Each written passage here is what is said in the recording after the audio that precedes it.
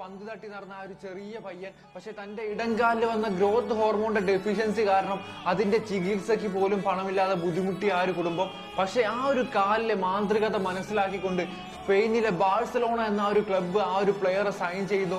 ആ ഒരു ചികിത്സ ക്ലബ്ബ് നോക്കിക്കോളാമെന്ന് ഉറപ്പ് നൽകുന്നു. എന്റെ ആ ഒരു പ്ലെയർ എത്തിച്ചേരുന്നത് സ്പെയിനിലെ ബാഴ്സലോണയിലെ ഫുട്ബോൾ കളരിയായ ലാ മാസയിലേക്കാണ്. തന്റെ ഗോൾ അടി കൊണ്ട്, തന്റെ അസിസ്റ്റുകൾ കൊണ്ട്, തന്റെ ഡ്രിബിളിംഗ് കൊണ്ട് ആ ഒരു പ്ലെയർ അവിടെയുള്ള മൊത്തം പ്ലേയേഴ്സിനെയും കോച്ചിങ് സ്റ്റാഫുകളെയും കോച്ചുകളെയൊക്കെ ഞെട്ടിക്കുന്നു. നിങ്ങൾക്ക് മനസ്സിലായിട്ടുണ്ടാവും സാക്ഷാൽ ലയണൽ മെസ്സി. എന്റെ ആ ഒരു സമയത്ത് ബാഴ്സലോണയിൽ കളിക്കുന്ന ലയണൽ മെസ്സിയെ സ്പെയിന്റെ നാഷണൽ ടീമിൽ എത്തിക്കാൻ വേണ്ടി സ്പെയിന്റെ ആ ഒരു ഫെഡറേഷനും അതുപോലെ സ്പെയിന്റെ ആ ഒരു സമയത്ത് കോച്ചും ഒരു ശ്രമം നടത്തുകയുണ്ടായി. മെസ്സിക്ക് എല്ലാവിധ കാര്യങ്ങളും ചെയ്തു കൊടുക്കാമെന്ന് പറഞ്ഞു. പക്ഷെ മെസ്സി അന്ന് വഴങ്ങിയില്ല. മെസ്സി അന്ന് ഒരേ നിർബന്ധം പിടിച്ചു, താൻ കളിക്കുകയാണെങ്കിൽ അത് അർജന്റീന നാഷണൽ ടീമിന് വേണ്ടി മാത്രമായിരിക്കും എന്നാണ് അന്ന് മെസ്സി പറഞ്ഞത്. കാരണം ആ ഒരു കാലുകളിൽ ഒരു നിയോഗം ഉണ്ടായിരുന്നു.